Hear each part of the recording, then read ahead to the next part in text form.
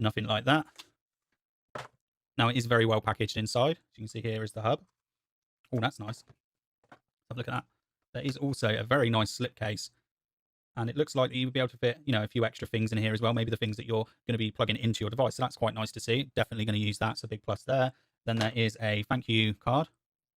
Oh, nice. 24 months warranty as well, because that is definitely one thing we're going to talk about at the end of the video. You know, the quality of USB hubs and my experience with them over the years. I'm sure you will feel the same as well.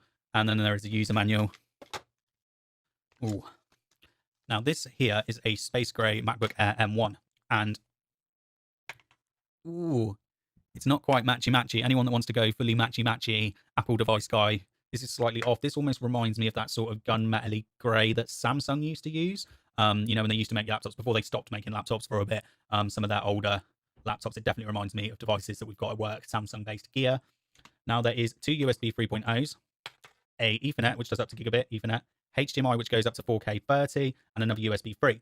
And here you've got the USB-C adapter there. It does feel very nice. There seems to be quite a bit of quality there, but I'm not entirely keen on the choices that they went for. So this is obviously going to use one of my USB-C ports. Obviously, the MacBook Air is like a worst case scenario because it's only got two. But the same can be said if you wanted to use this with an iPad, which has only got one.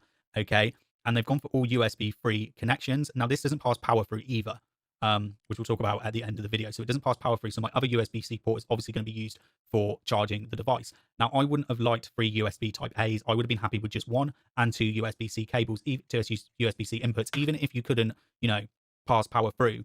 It just makes more sense to me because the problem is most of my devices, you know, I've got cables for both, and most that you order now do come with both. So like my SSD enclosure, okay, I've got USB-C on it, but if I want to, it also comes with a cable, so I can plug it straight into this. Great. The problem is now is that I'm carrying two cables in my bag that I don't want to be carrying, because if I wasn't using that and I want to plug this into something else, my computer at work, front panel USB-C header, this USB-Cs, do you know what I mean? This is where we're going here. So it's an extra cables that you're having to carry because you don't have any more USB-C ports while you're, you know, while you're charging. Okay, see, two ports. It's dire.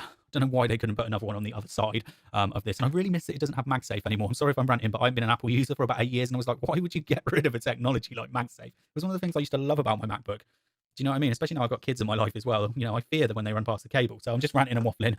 But yeah, I'm not entirely happy with the choices here. Obviously, this is I've been sent, and it's obviously going to be useful because I'm going to use it, but if I was going to be buying one myself, it would have to have some USB-C ports on it because, you know what I mean? I don't want to carry two wires about. But then, you know, let's have a look at the pouch. It's quite nice. So I could put that, swing that in like that.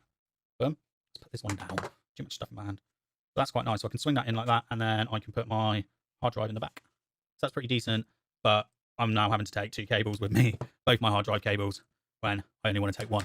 Right then, let's get this all plugged in then. So we've got HDMI coming from the Lenovo Legion monitor there. That is a 1440p 165 Hz nano IPS display. So we're just going to plug that one in. We've also got a NVMe hard drive in an external enclosure.